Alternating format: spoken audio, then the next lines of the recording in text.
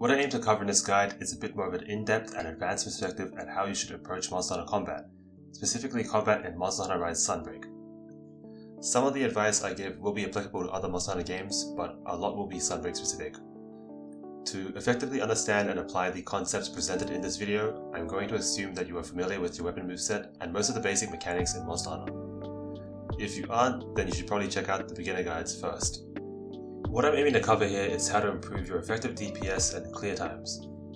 Apologies in advance to any bow, LPG or HPG players. I don't know how ranged weapons work, so this guide probably won't help you. The key to understanding when you can hit the monster and not have the monster hit you is to learn the monster's moveset. I can't think of any guides that actually cover monster movesets, and this is understandable because with so many monsters it would take ages, hours and hours to cover everything. However, this is the single most important thing you need to learn if you want to improve your gameplay. I'm sure there are monsters you enjoy fighting and monsters you hate fighting, but even for the monsters that you enjoy fighting, you probably don't know every single moveset pattern and behavior that it has.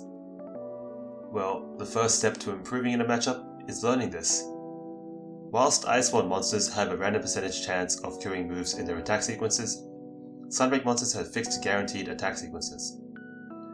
If you recognize the start of one of these sequences, you'll be able to anticipate what's coming next, which makes it much easier to prepare an effective response. The way I learn a monster moveset is pretty much the same as most people's. I just fight the monster a bunch. However, a key part of my approach is that I am always observing and thinking. Every attack the monster does, I take note of its startup animation, the amount of end lag it has, whether the monster follows up with the same attacks every time, whether it taunts afterwards, how often I see this attack, and where I'm usually positioned when it starts this attack. Passively fighting a monster with your brain off does kind of teach you the general flow of the fight, and it familiarizes you with the moveset, but once you start actively looking for and identifying patterns, you gain a much deeper understanding of a fight. Whenever you see a speedrunner effortlessly crush a monster, it's because they've accumulated enough monster knowledge to know how to predict and respond to every sequence and scenario.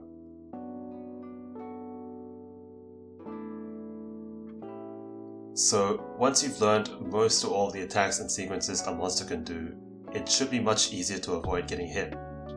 For each specific attack and sequence, however, there is a bit of trial and error involved in figuring out the safest way to avoid being damaged. Different attacks have different hitboxes and different tracking. Tracking affects how well the monster's AI aims the attack at you. Sunbreak in general has a lot more tracking than other Monster Hunter games, whilst having less iframes on the roll. This makes it so that for many attacks, you need to move in a specific direction to avoid getting hit, and mindlessly walking or rolling the wrong way is not safe. I'm not going to spoon feed you a comprehensive list of all the moves like this since it would take hours, but there are a few examples here. Whilst learning a monster's moveset, you will encounter some annoying attacks like these.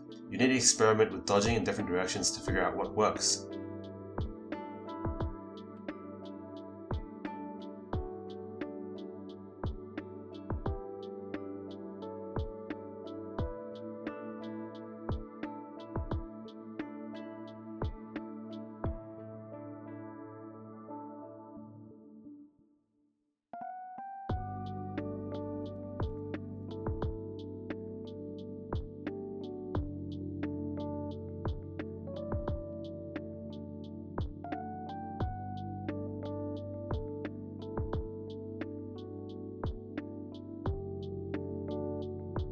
An important thing to keep in mind when avoiding a monster's attacks is your own positioning and movement.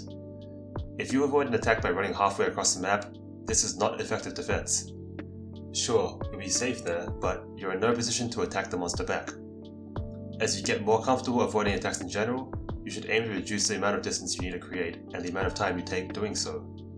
The goal is to stay relatively close to a monster's weak spots.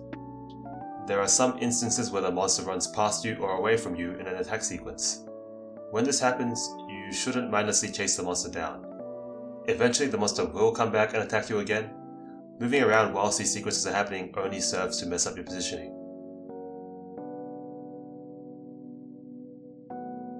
As mentioned previously, Sunbreak's dodges have less frames than other games in the series.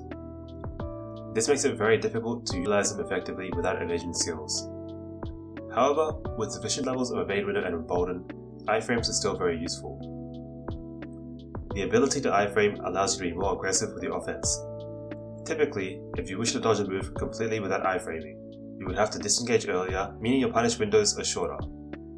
With access to reliable iframes, you can extend punish windows and deal additional damage before disengaging. Iframe rolls allow you to reposition or close distances while still avoiding moves, whereas iframe hops, on weapons that have them, let you avoid attacks while still maintaining the same positioning. As an added bonus, there are several powerful skills that proc off iframes.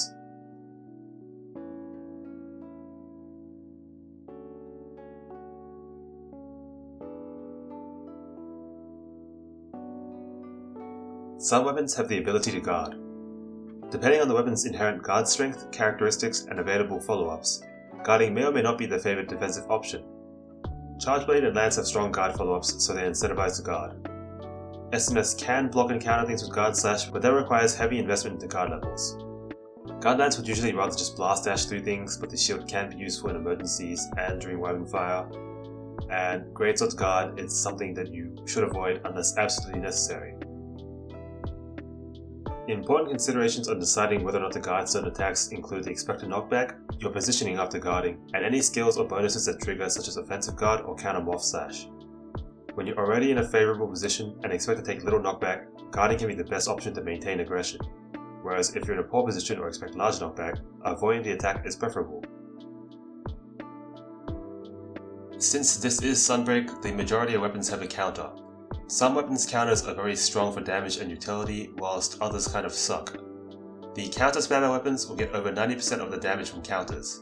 The counter enjoyer weapons have strong counters but can also get good damage proactively with the regular moveset. The cope weapons have weak counter options and are just weak in general, and Dual Blades doesn't give a fuck about counters because it's OP.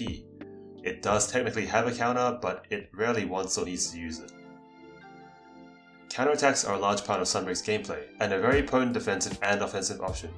As stated before, if you play a counter spammer weapon, over 90% of your damage will come from counters, and if you play a counter enjoyer weapon, counters are key in enabling you to play more aggressively and increase your DPS uptime. However, the majority of strong counterattacks, apart from those that Longsword has, have significant animation commitments. This means that to identify appropriate attacks to counter, you generally need to look for moves that occur at the end of sequences and have long ending lag, so you won't get hit after executing the counter. Another important factor is ensuring that the move you are aiming to counter will present a favourable hitbox to land your counter on.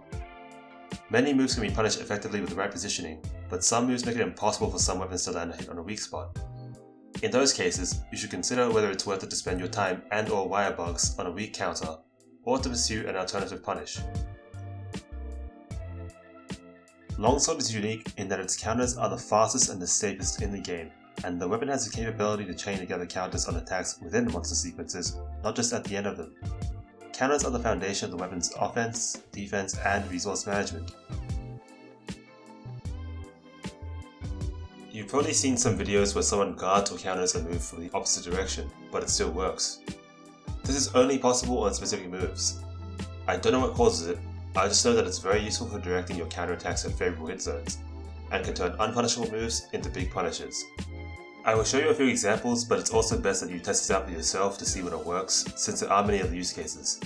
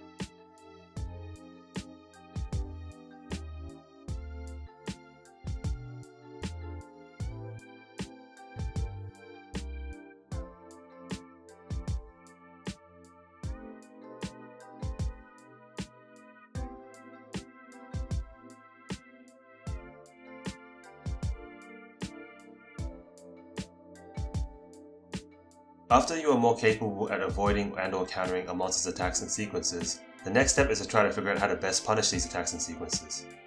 Your goal, of course, is to do as much damage as you can in whatever opportunities you get. The key to this is identifying these opportunities and understanding how aggressive you can be in each of them. I'm going to steal an idea from Michael W. with his uptime chart.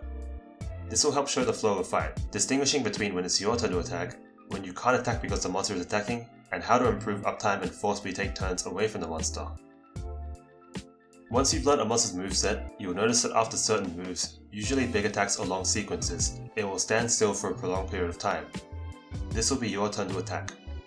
These are the most basic punish windows available, in which you'll get a large proportion of your damage.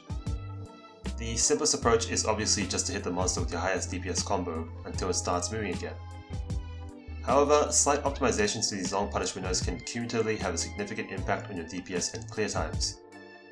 You need to accurately gauge just how much time you have to safely hit the monster, and experiment to find the most damaging combo you can execute in this period. This also applies to very long punishes such as topples and KOs. Topples and KOs last different amounts of time on different monsters, and it's best to familiarize yourself with the duration to ensure you get the most damage out of them. Some monsters have 7-second topples, some have 14-second topples, some have different topples depending on which part you break. Using the same punish for all these would be suboptimal. Here are some gameplay examples that demonstrate the impact of optimizing basic punishes on long windows.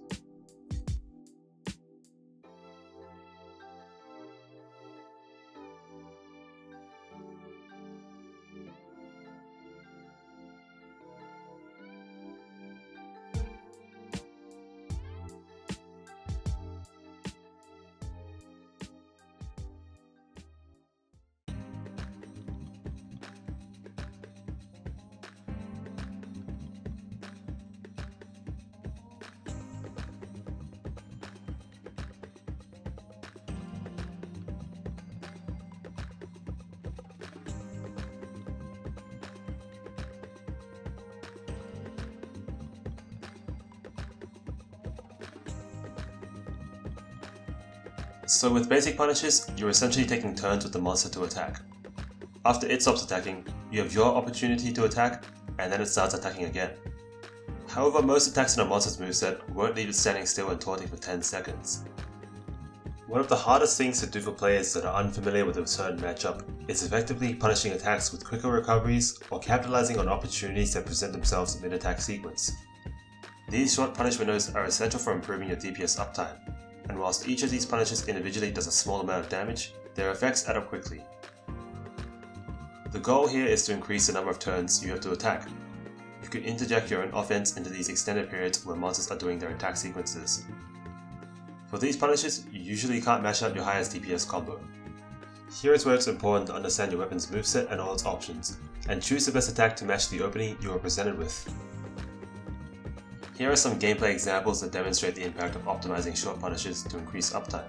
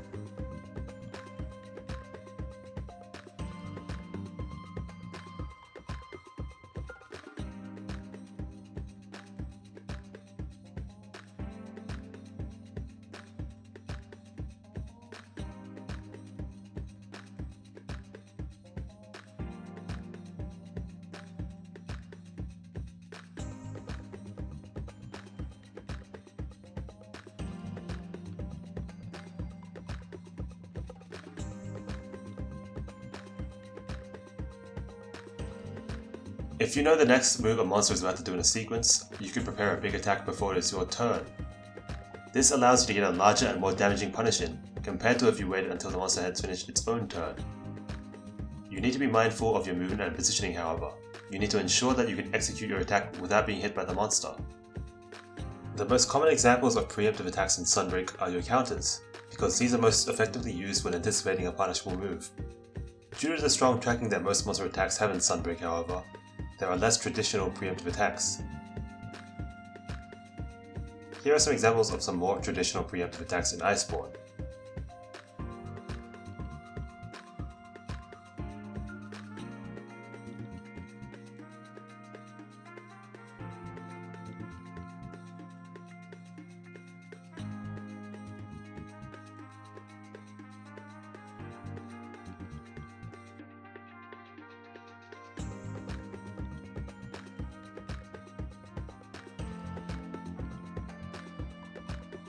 Since tracking is so strong in Sunbreak, most of your non-counter preemptive punishes will rely on utilizing mobility to avoid the monster's attack, or abusing super armor.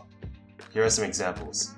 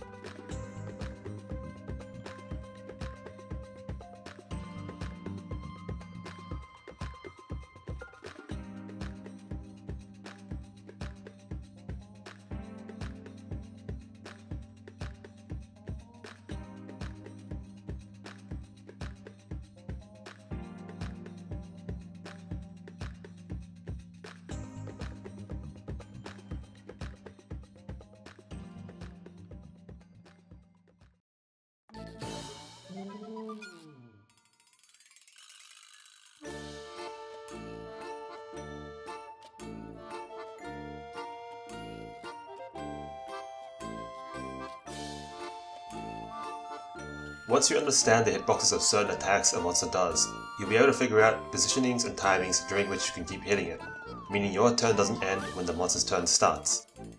Many mid-attack punishes are intuitive and very easy, but you should try and discover setups that work on attacks that are more difficult to deal with. Not all attacks can be punished on all weapons, but being able to exploit any and all openings is the key to maximizing DPS.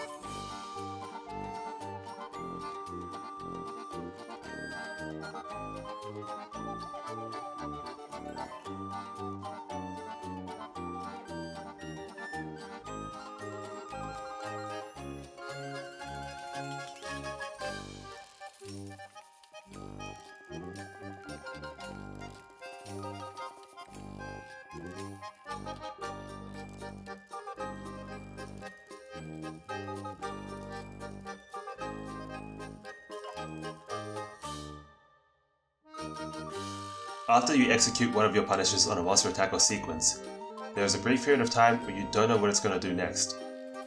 After completing an attack or sequence, monsters will usually start a new attack or sequence, but these all have different startup times. I will refer to this state where you finish your punish but the monster is yet to start its next sequence as neutral. This neutral state can be utilized offensively. Most weapons have quick attacks that are fast recoveries or are cancelable into a defensive option. I will refer to these attacks as pokes. When you find yourself in a neutral state following a punish, to play aggressively, you should utilize your pokes whilst anticipating the next sequence. Once a monster starts attacking again and you confirm what it's going to do, you can then execute the appropriate defensive measures and prepare your punish, but until that happens, you should aim to get in as many pokes as possible. Note that on weapons with resource management mechanics, the most effective pokes might not be the most damaging ones. For example, an SAD charge blade, you'll benefit more from quickly building and storing a set of files, compared to spamming shield dots for damage. Dual blades are unique because they are so fast that everything you do is basically safe, and you can constantly poke at the monster.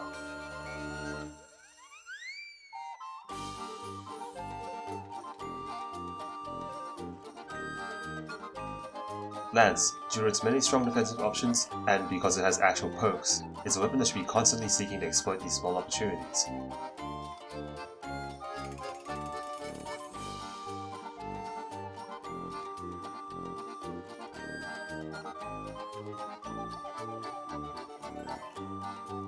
If you are able to apply all the previous principles, at this point your gameplay will be very aggressive and you'll be creating plenty of uptime and utilizing it effectively. However, it is impossible to not have any downtime during a hunt, as no weapon can continue attacking during every monster sequence, and the monster won't always stay in attacking range. This downtime, however, can be utilized. The obvious stuff you can do is sharpen or reapply buffs during extended periods of downtime. But if your weapon has resources to manage, or your set has conditional skills to activate, you can spend this downtime by effectively managing these, which will indirectly increase your DPS during your uptime.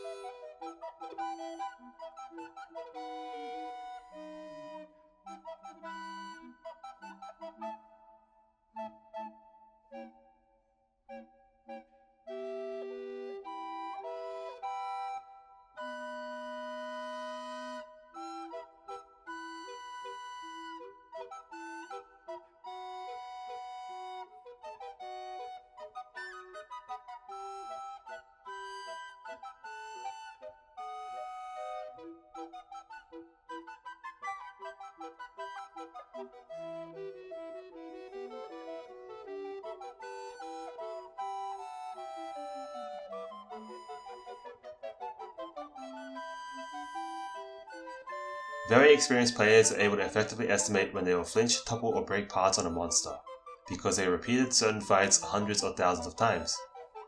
This can be more or less difficult depending on your weapon. For example, counting the number of TCSs you need to break a monster's head is simple, but trying to track your damage output with a weapon like Switch Axe is very difficult. No matter which weapon you play though, it is still important to try and estimate when these thresholds will be reached. If you are able to anticipate these thresholds, it can allow you to execute stronger but typically unsafe punishes that will become safe should a flinch or topple occur. If you expect a flinch or topple, you will also be able to respond and follow up more quickly, and you'll be less likely to whiff a high commitment attack because of a flinch or topple. To learn how to track these thresholds, there are 3 approaches. The smart way is to look at hit zone data websites, understand how much damage each of your moves does, and calculate how many combos it takes before you hit a threshold. The dumb way is to grind the fight for so long that you are able to feel it instinctively. The cheater's way is to use an overlay. A universal threshold to be aware of in Sunbreak is the anomaly and risen topple timer. Anomalies and risen elders won't topple from their enraged states until you meet a damage threshold. These damage thresholds differ by monster and level. What is universal though is that they all have the same timer. They cannot topple into their exhausted state, until a minute has passed since they enraged. If you're doing good DPS, you should then expect them to topple after 1 minute. Note the time spent wyvern riding, or the time a monster spends toppled after you wyvern rided, or after you use a marionette spider, do not count towards this 1 minute timer.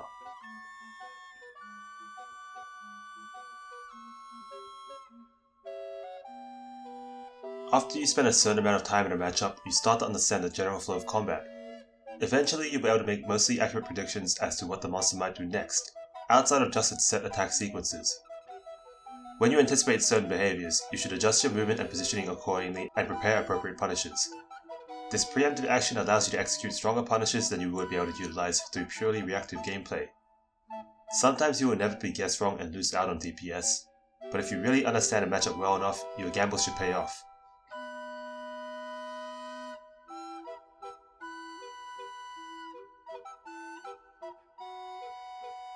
The next level beyond just reading the monster is directly trying to influence it. Monster behavior is dependent on player positioning, amongst other factors.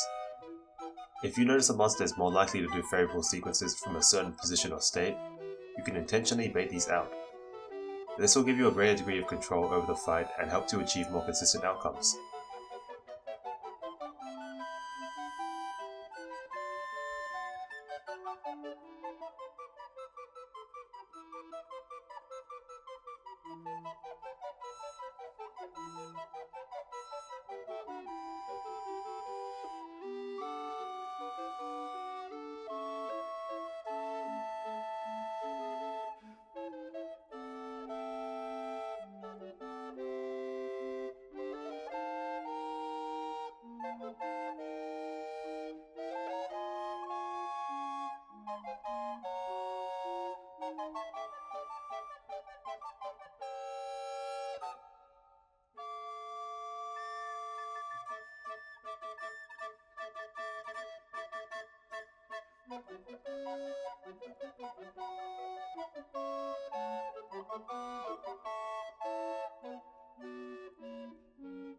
I watch hundreds of speedruns from dozens of speedrunners.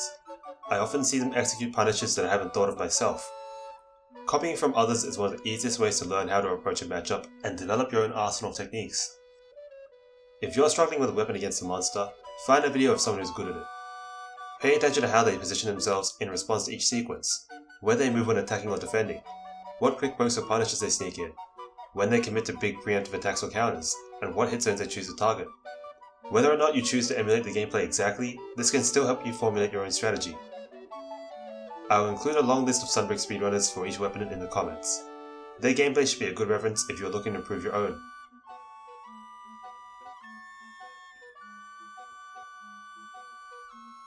I want to reiterate the most important part of this guide: learn the monster's moveset. You won't be able to effectively apply any of the previous advice if you don't know what the monster is doing or what it will do next. If there is a specific monster you want to know about, just ask in the comments. Essentially, the best way to improve in this game is to play it a bunch whilst actively thinking. I'm sure you know dozens of Monster Hunter veterans who put hundreds or thousands of hours in but still suck. They've been playing with their brains off the whole time.